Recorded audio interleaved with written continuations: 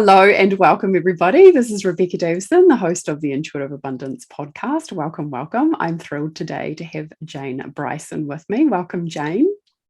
Hello, welcome. Yeah. To you too. Yeah, so let me just introduce you, Jayne, because you're actually a naturopath, yes, and you've got a Bachelor of Health Sciences, and you've got a long list of things that you have accomplished. You've also accomplished, you've studied nutrition, herbal medicine, neuro-linguistic programming, hypnotherapy, and you're a mindset coach, and you've been in practice for 17 years.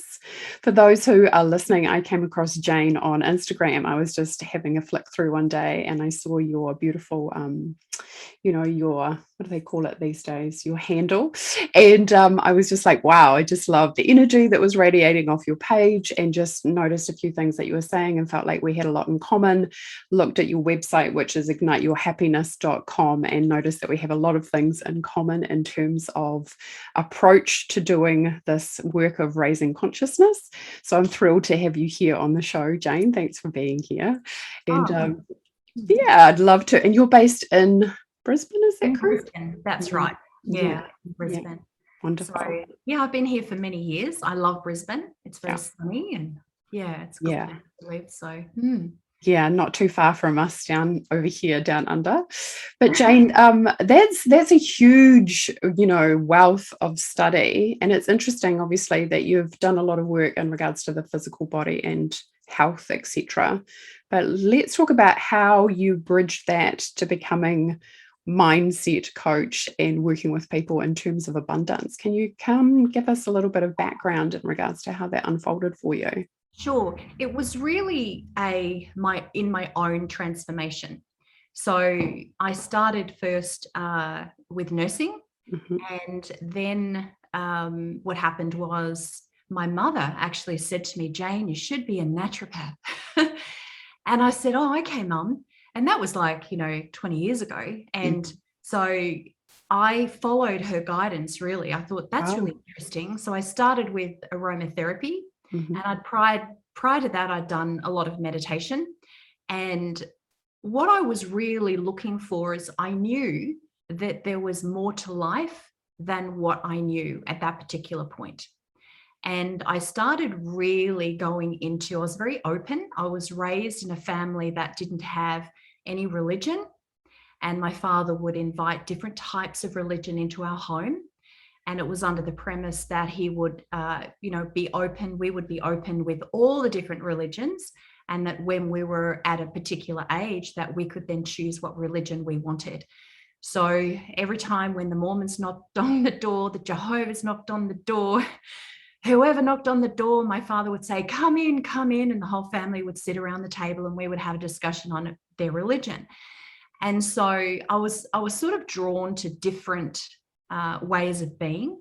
And of course, I then decided to do a 5-year health science degree to be a naturopath. And I've studied in Germany with many, doctors over there that they do it a little bit different in regards to their medical system. They do at least 2 more years extra, which is in nutrition and also herbal medicine in homeopathy.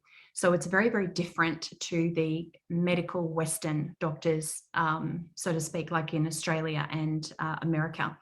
So I then decided to open a clinic, and I did that. And I've written a book about that, how to build your ideal practice. And I went from no patients to having hundreds and hundreds every single month in the middle of nowhere, with no referral, with no social media, should I say, no referrals from social media. I was not on social media. It was just all referral based. Now, when I was in clinical practice and I would be talking about nutrition, and this is just one example that really I started looking into the energetics and mindset, is that I noticed that I would be assisting people with chronic diseases. So I would have people with cancer, majority were cancer because they had gone to their doctors and there was nothing more for them to do. So then they would then seek out we were called alternate medicine. And so I noticed, just in my noticing, that I would have someone on a paleo diet with cancer, and I would also have someone on a vegan diet with cancer. Both were very, very drawn to those types of diets, and they would both survive and be great. And so what I found was a lot of it was to do with mindset. And I find with a lot of chronic diseases that you can be a really good host for certain diseases in the body, viruses, bacteria, and fungals, etc. And if you are a good host, your body is acidic. And how you get the acidity is food and, of course, air and water, but also mindset. And that has a huge, big deal to do with it. So then I started to go a little bit further. And then I thought, well, okay, what else can I learn in regards to mindset? So I started studying a lot of other practitioners around the world. And at that particular point, when I was many years in clinical practice, and I went through a divorce. Now, during that divorce time, it was fairly traumatic for me. And what happened was that's when, at that particular point, I thought, oh, there's something wrong with me. I'm broken. I need fixing. There's something wrong with me. And I took it very personally. I thought, oh, why couldn't I hold the marriage together? Why couldn't I have been a good wife? Why couldn't I have done that? And I blamed everything on myself, and I took it really, really personally. So I went around the world to seek trying to fix me myself. And so I flew to Sedona, Arizona, and I did the Sedona method, which was letting go. And I found that was great for a short period of time. And then I did the Oneness program in India. I lived in India for about 3 months. And again, that was okay for a certain amount of time. And I always thought that it was something to do with myself, that there was something I needed. There was something I was missing. There was some words I was missing. There was something I wasn't doing. There was something. Although all the way through that, I did feel that I had a very strong connection to a higher source energy. And I knew that because when I was in clinical practice, I would be treating people with bioresonance therapy, which is a frequency therapy. And I could pick up certain frequencies, like a bacteria, virus, a cancer. They all have a particular frequency within the body. So I was trained in Germany to be a bioresonance therapist. So I could actually detect certain systems and organs in the body which were failing. And so if someone came in and said, hey, I have a sore knee, I wouldn't actually be going directly to the sore knee. I'd be looking at other organs that may have a domino effect of why the sore knee is happening. And that's probably one of the major differences between a medical doctor and a naturopathic doctor, is that we look really at the whole body. So all the way through this was all adding to all of my qualifications and all of my knowingness. And so after I also done, all of Joe Dispenza, I flew to Hollywood and I did Christy Mary Sheldon.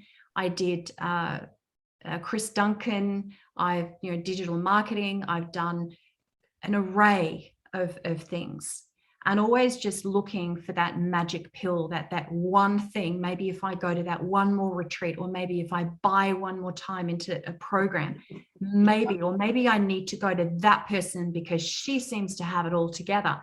And this is very much on a personal level. And so I've done numerous courses. And so what I found is that you can't, and this is part of what I teach now, is that you can't take things personally, because when you actually have a look at the whole world, is that you can actually see that 50% of people end up in divorce. You can also see that in the health industry, I believe there's probably a high 90% of people that are not well. And I also believe that, most of the world is actually in debt. So if I'm going to be taking that on personally, then it's actually the structure that I'm living in, which is wrong. It's very broken. It's not myself that's broken. It's actually the structure that I'm living in. And so as I'm searching the world for something to fix myself, I realize that it's not a personal thing. It's not personal. It's the structure that we're living in. So, we're born with love. That's all we're born with, is just love. And everything else from that point is really created around fear. We learn it. We're programmed with fear all the way through our lives. And that's just a programming. You could probably call it brainwashing, perhaps, in a way, but you don't really understand it as that. It's just you believe that that's actually you. So everything that happens to you, you think, oh, it's me. It's me personally. And so what happens is when people are moving towards their desired reality of what they're calling in, and this is part of the law of attraction, they write down all their affirmations and they write all their vision boards and they write down copious amounts of notes of exactly where they want to go. And that's their desired reality. But unfortunately, in that desired reality, you have a different identity of yourself that you see. So as we're living in our current reality, all of our emotions are all entwined and all our beliefs are all entwined in that current reality. We also have an identity of ourselves in that particular identity too. So there's either three things that can happen in that, is that one, as you're in your current reality, you're moving towards your desired reality and you'll get pulled back because you're stuck. You have so many different desired realities of what you would like. One week you want to have a partner, the next week you don't. One week you want to move to the country and the next week you want to, go at the beach. And maybe one week you think, oh, I want to be a millionaire. And the next week you go, oh, no, actually I don't. I just want to live in a little hut on the beach with my surfboard or whatever it might be. So what happens is we become very, very stuck in that structure. And there's no movement in that. There's a structure is also a rocking chair. A rocking chair is made of wood, but it can only go so far. You're stuck. So that's a big reason why people can't move forward, because they're so stuck in that structure. The second part is oscillating. So you're moving towards that desired reality, and then what happens is you're not quite there at that new identity, because the person in the desired reality may be a millionaire, maybe beautiful clothes, big house, flourishing business, whatever it is. You don't believe that that's actually you. And it's like the old saying of, you've got to be it before you see it. And I know Napoleon Hill said that. It's about imagining it in our minds before we get it. And we miss that part. We miss it big time. And we miss the feelings of being in that desired reality. So as we're moving towards that, we get pulled back into our old identity, all of our old beliefs. But here's the thing, I don't believe we need to change our beliefs. I believe we need to change the resistance that is actually stopping us from moving to that desired reality, because we keep getting pulled back. And of course, the third part is when we're moving in the ease and flow. And I know Esther Hicks would say, moving in the path of least resistance. Well, what does that mean? Living in this human, existence. How can we do that? How can we move in the path of least resistance? And before in time, I go, that is just ridiculous. How can you do that when you've got all these other things externally coming in? But here's the thing. We are a predominant creative force in this life, which means that we have our own reality that we're creating, but we also have other people's realities, and they're living out all their realities as they're coming in, and they might be creating something for us. But here's the thing, moving towards that path of least resistance, you can actually learn to grow into that new identity of yourself, that new desired reality, by bringing in the higher faculties, which we have. And Bob Proctor talks about that. He talks about how we have been gifted with imagination. We've been gifted with the power of the will. We've been gifted with perception. So, and memory, there's all of these. So if we can find a way, which I have in what I do, is that I remove the resistance really quickly. And it's called recoding. So So you're in your current reality and your old identity, and you really want that desired reality, and most people can't get there. And that's the frustrating part. And it doesn't matter how many times you read whatever book, right? Go to any retreat. I'm not saying not to be involved in any program or retreat. I'm not saying that. I'm saying all of those in the wrong structure is going to keep you stuck, because you're not looking for therapy. Done are the days of therapy. What we need to do is remove the resistance so you can move with ease and flow, that as you're moving towards your path of least resistance, absolutely, there's going to be tornadoes that are going to come into your life. Absolutely. There's going to be people that are going to come in and say things, and you're going to get triggered. And the triggered really is just the pain on the memory. If you took away, all of your memory and all of your experiences in your life, you would have infinite possibilities and potential, because you don't know anything different. Yeah. And I was saying to a friend yesterday, and she said, Jayne, you need to write a book about this. And I said, well, it's like a child, how, they put on a Superman cape and they run around the house, and then they start, climbing up on the house, and they want to jump because they believe they can fly. You see, because they don't have a memory, they don't have an experience, that if they did, try and fly, they'll break their neck. That's right. And then you've got all these parents going, Johnny, get down from there, you'll break your leg. And of course, the child just goes, oh, inward, zap goes the imagination. So it probably would be better to get Johnny off the roof and say, hey, Johnny, let's try from the first step of the veranda. Let's try that. Let's see if we can fly. Great, we did the first step. Let's go on the second step. Let's go on the third. And maybe on the fourth, he might jump in a little bit, hurt himself, but Johnny has just learnt.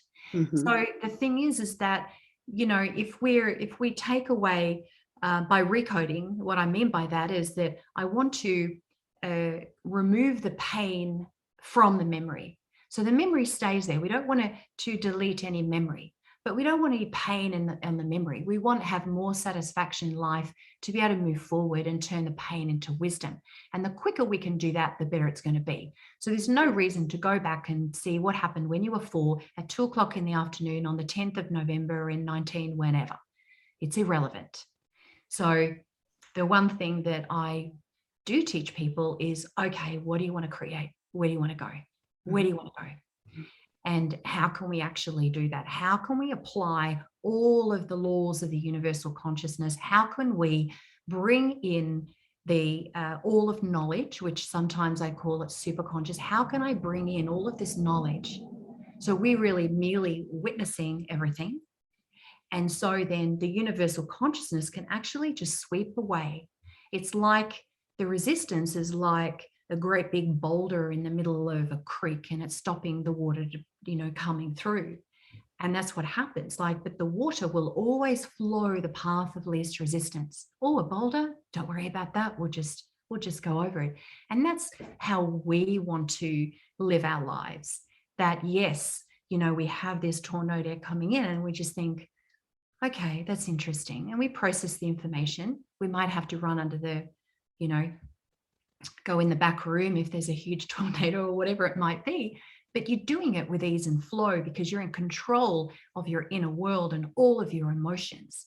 And if we can just learn to control our emotions, then that's really going to be beneficial when you're working towards the path of least resistance. So if anything, if you're triggered, it's not that person, it's the trigger of a memory, a pain on this memory. And so children don't have any of that, and so that's basically how I got into all of this, which is my own transformation. And what happens, I believe, in your own life, it really is really the next stepping stone. And it makes you more humble. It makes you more compassionate towards other people. And there's a lot of things that accompanies all of that, along the way. So that's really a little bit of a nutshell.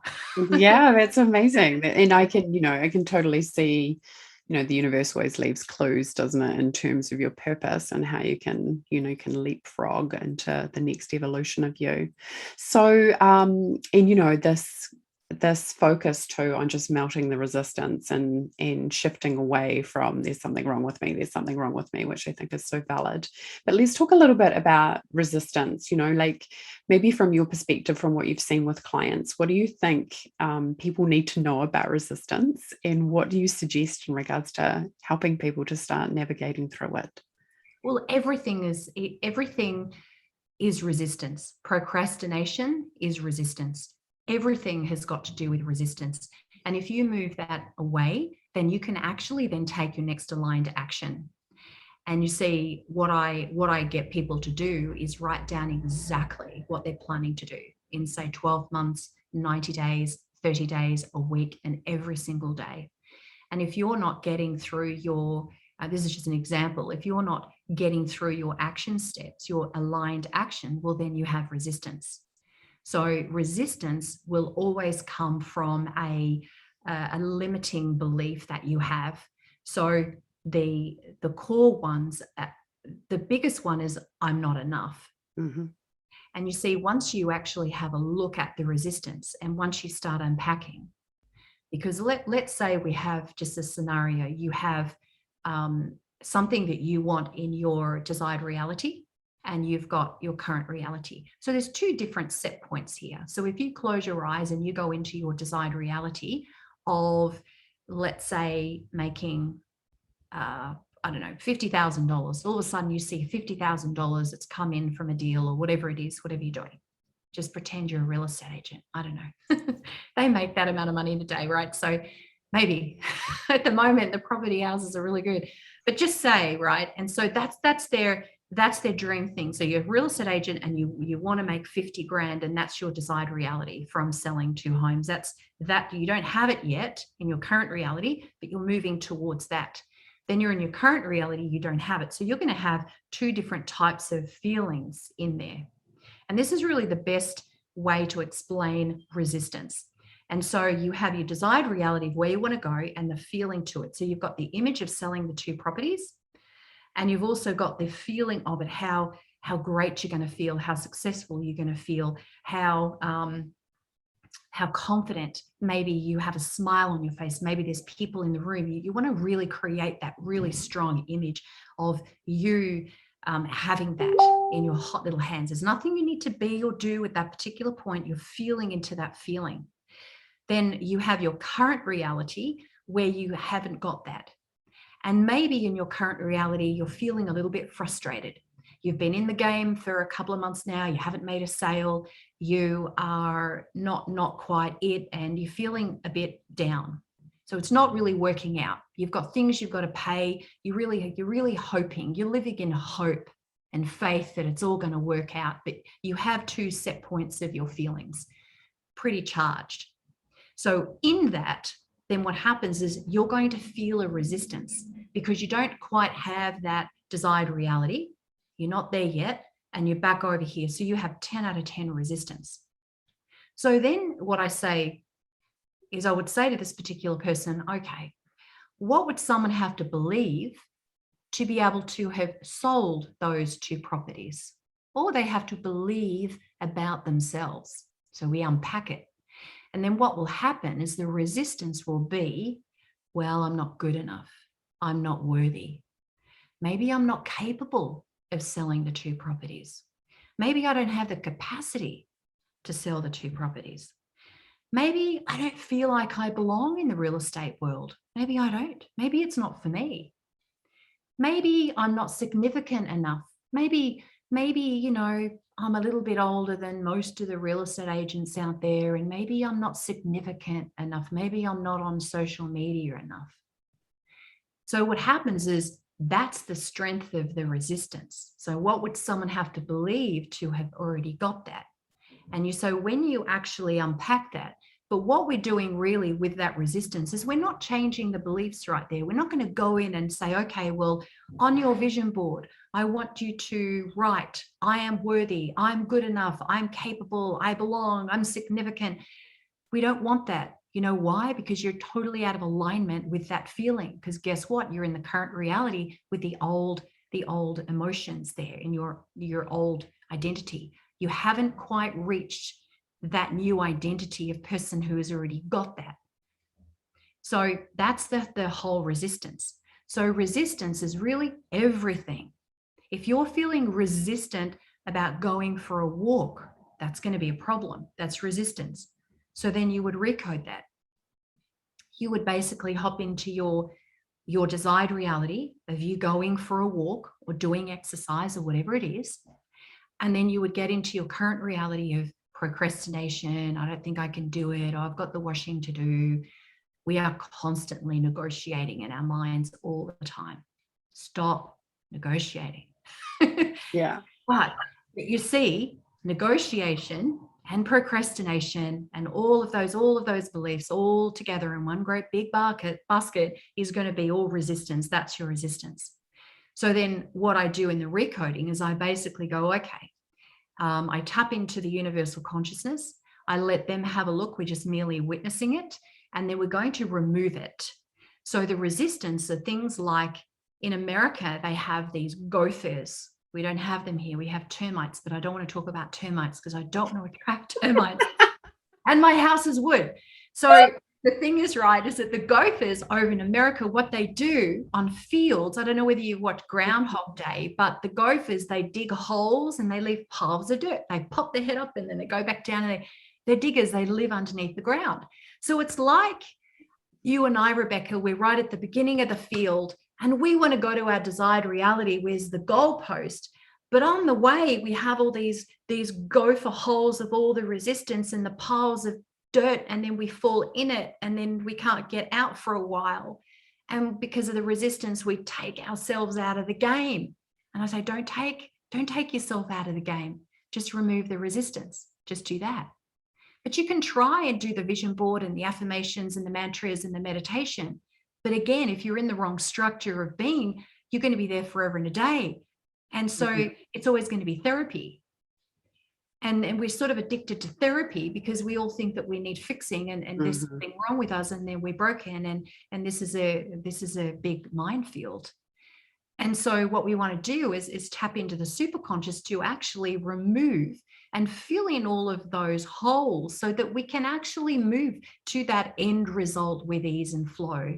Absolutely, there could be another gopher along the way and whatever, but as we move there, we're going to go, okay, yep, that's resistance. I know that. So let's just remove the resistance and then keep moving forward. So that's what I would say, but everything is resistance. Everything is resistance. Everything that we do is resistance. And that's why we don't go to the gym. That's why, New Year's Eve resolutions, we have, I don't know how many people say we're going to go to the gym and then it's really busy until March and then March. And that's why, gyms, they allow to take like 10,000 people in January because they know maybe 10% of people are only ever going to turn up. And we're really, really good at that. We're really good at taking ourselves out of the game. And we do it on a daily basis without even knowing because it becomes such a habit. And the problem is that it's not really a problem, but it's more, and this is where the higher consciousness comes in. And I think higher consciousness is really to do with awareness. And you can be in that resistance mode, but you don't know you're there. You don't know why you can't get out and do a walk. You don't know why certain things are stopping you from doing it. So what do? We go, oh, there must be a block. Oh, there must be a therapist out there can remove my block. But again, it's just to do with all of the resistance. And of course, we keep removing the resistance. And we also have to understand too, is that habits take a little while to form in our brain, in our neurons. So, if you're going to be deciding, like Rebecca, you say to me, okay, I'm going to go for a walk. Jayne, I'm starting to go for a walk. And I go, great, Rebecca. It's fantastic. So then you start doing your walk. But every day you're consciously aware of, I don't know whether I really want to do that. So you'll start negotiating and thinking, but anyway, but you've committed, I'm keeping you accountable because I'm going to call you and say, hey, Rebecca, did you go for your walk? And you're going to go, yeah, I went. But you see, then you were negotiating for at least 20 minutes and halfway through the walk. And then eventually you got back and didn't feel that good. But what happens is every single day when you do it, after about 7 days, the neurons in your brain, if you take a little snapshot of what it looks like, the actual neuron looks like a little bit of a bump. After about 7 days of you going out doing your walk every day. And so what will happen is during those days, your negotiation is going to be less and less and less and less.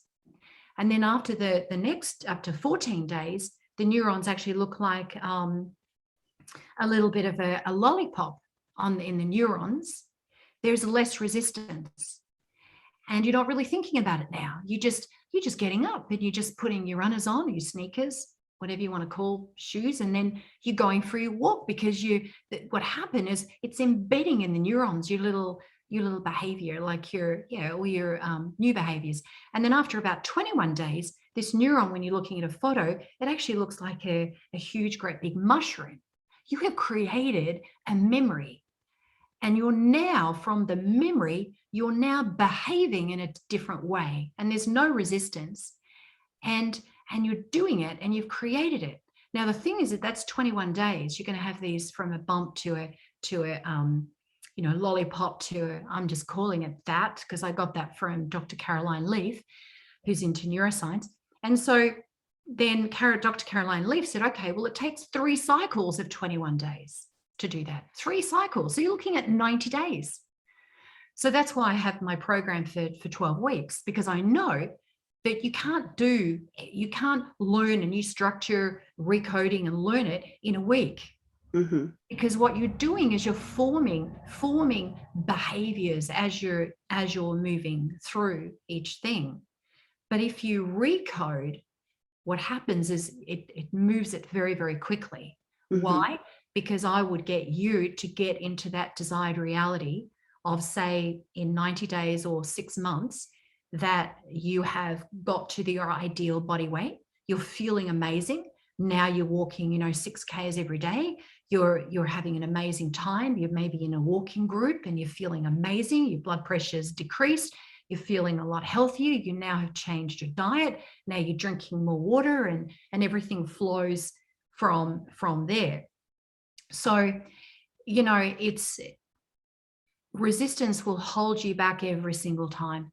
So the quicker that you can get rid of the resistance, the better it's going to be. But there are certain steps that you can take which are going to be quicker, or you are either you want to get past the resistance purely by pain or pleasure. You will move mountains for pain or pleasure. Mm-hmm. You can. So, yeah, let's talk about what that looks like, perhaps in relationship to abundance, the pain or pleasure thing. What do you think? I mean, because I know obviously one of the things we do share often on the podcast is people love a good manifestation story because that's so motivating, and they feel inspired and they're like, well, if that's possible for somebody else, then that's possible for me. But of course, everybody's unique in their own individuality in regards to their filters, etc. But tell us a little bit more about that in regards to the pain and pleasure. Yeah, well, you see, abundance is different to everybody. Abundance, and everyone, they're all wanting different things. And the abundance is interesting because I spoke to about, when I started to do the coaching many years ago, I spoke to about 20 people and I asked them what their abundance, what they wanted out of their life. And this is interesting because it's good to hear from other people, because I wanted to know the coaching style that I was heading into. And number one is, most people thought abundance was having a lot of money. So that was really the number one. Having lots of money would probably solve the problem. I can counteract that argument, but I'll leave it for now. So the second thing was happiness. Mm-hmm. And that's why I called actually my website Ignite Your Happiness, because I said, what do you think I do? Like, what do I do? You know how people say, well, what sort of coach are you? What do you do? And so that's why I started that. And so Abundance is very, very different to many people. And yes, you can talk about pain. That might not be abundance, but it could be if they have pain as a reward, because a lot of people may be holding on to pain as a payoff. And that's also another discussion. Yeah. But I'll talk about pleasure, right? Because Yes. we all have payoffs of everything that we do. There's a payoff for everything. And we know that. But in regards to abundance, to create that, first of all, you've got to work out, well, what is abundance to you? What are you actually wanting in your life? What are you wanting? What do you want? And that's probably the hardest question for most people. If I went to the supermarket or a hall or something and I asked 100 people, what do you want? Where do you want to be in 90 days? Where do you want to be in 12 months? And I can tell you, majority would have absolutely no idea. Absolutely no idea. Agreed. And so without knowing your direction, without knowing where you're heading, with clarity, and actually physically writing it down, because when you write it down, the brain thinks, oh, this is very important. Research around that. So it is a really good idea to write things down. But if you don't have clarity of exactly, so I say, okay, well, with abundance, what is that going to look like for you? Like in 12 months, if you could just wake up in 12 months, what have you got? What have you created?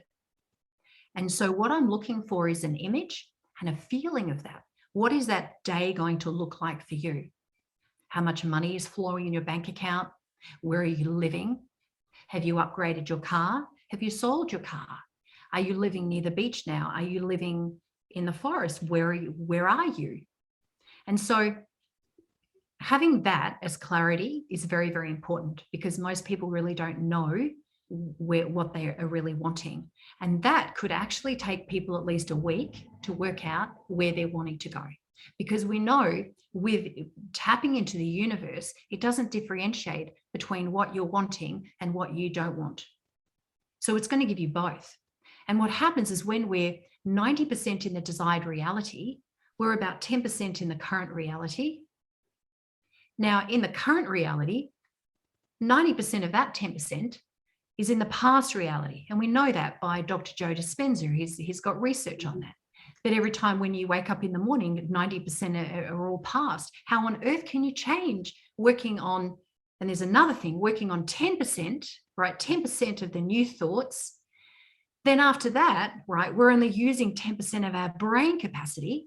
We're in big trouble if we don't actually work out how to create abundance and be in that desired reality 90% of the time. And I'm not saying coming fully out of your current reality, but I'm saying that in your current reality, please don't go back to the past and all the old memories. It's more like where are you actually wanting to go?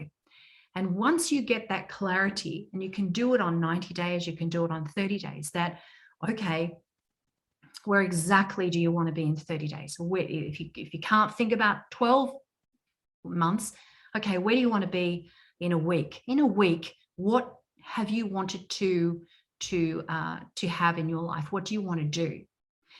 Now, people will write that down, and that's great. And what will happen is they'll go to their first list and they won't do it. So they'll have procrastination. And that, you see, that's your resistance. So you've got something in the way. So when you actually unpack that, it'll probably come back to the core issues of not enough, can't do it. Oh, it's just too difficult. I don't think I can do it. They're working on old memories and painful memories maybe, and their own experience of not being able to get into that abundant life.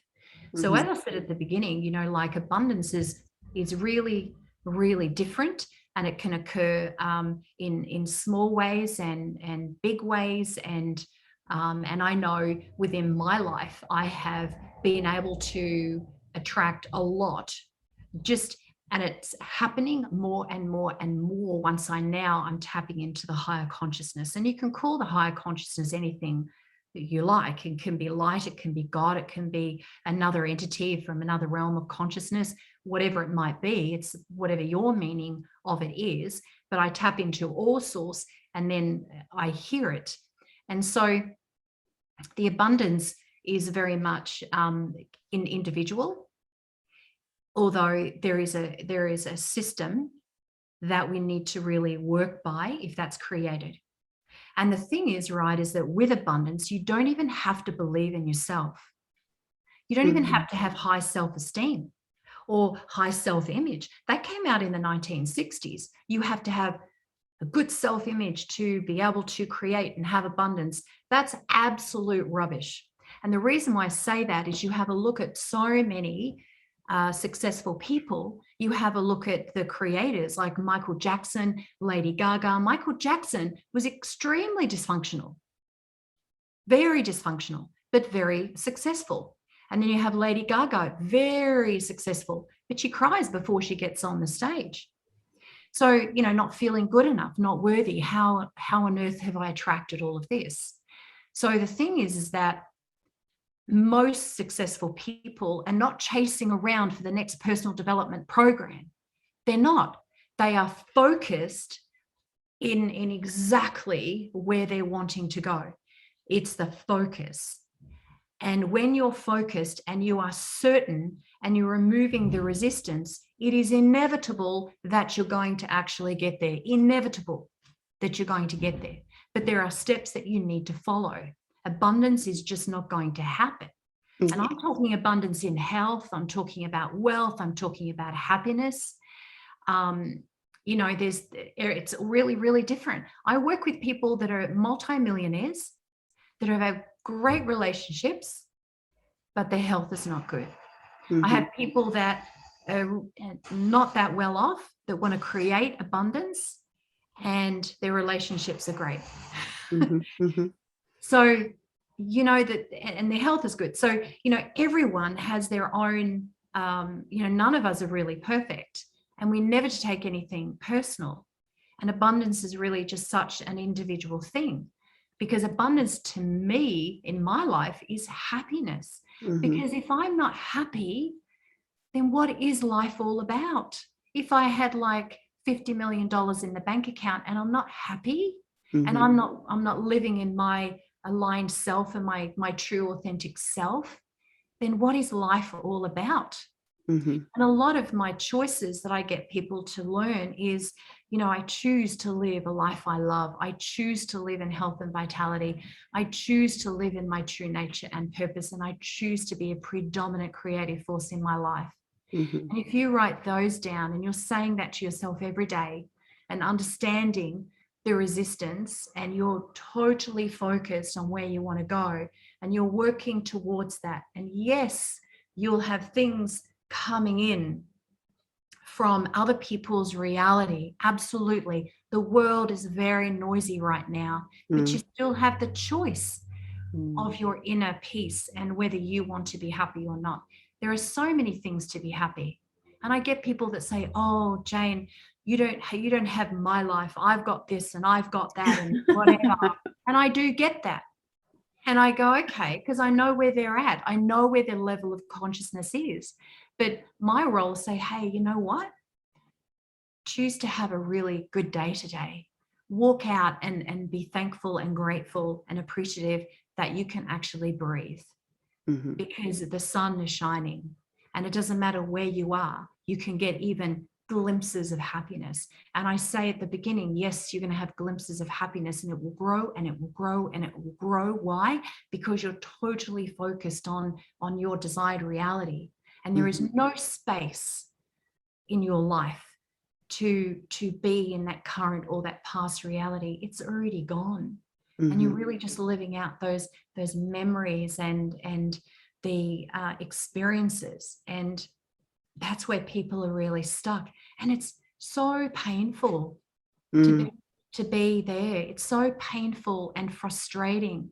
And it's that living in that heavy, dense human emotions. And unfortunately, the human life is the hardest one to live.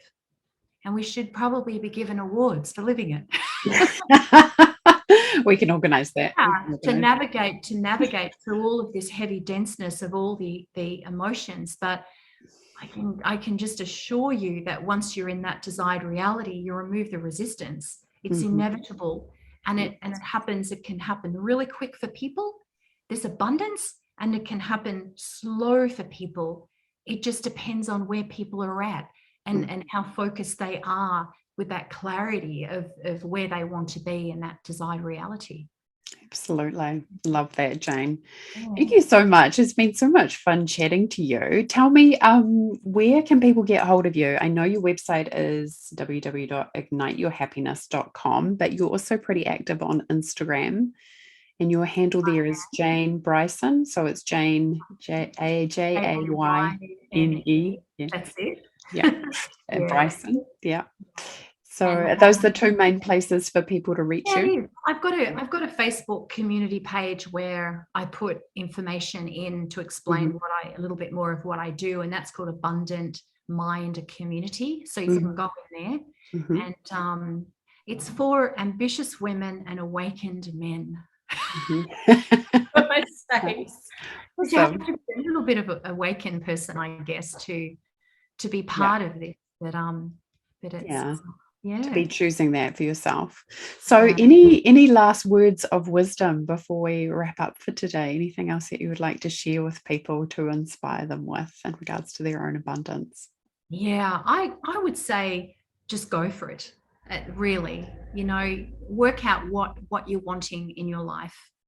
Remove the resistance and don't look back, and just keep moving forward and look at the beautiful things on planet Earth that we actually have. And but I just also want to say thank you you're so welcome. For listening and for being part of the podcast. So thank you for being here. I really appreciate it. I love talking to people about their experiences and how they've created abundance in their own life and world, and especially people who are helping others to do that as well, because for me, if you boil it down, it's just love over fear. We're born with that, right? That's right. So reclaiming what we came with. Yeah, for sure. Thank you so much, Jayne. What a pleasure. You're so welcome. Okay. All right, everybody. We'll look forward to talking to you again next time. Bye for now. Bye.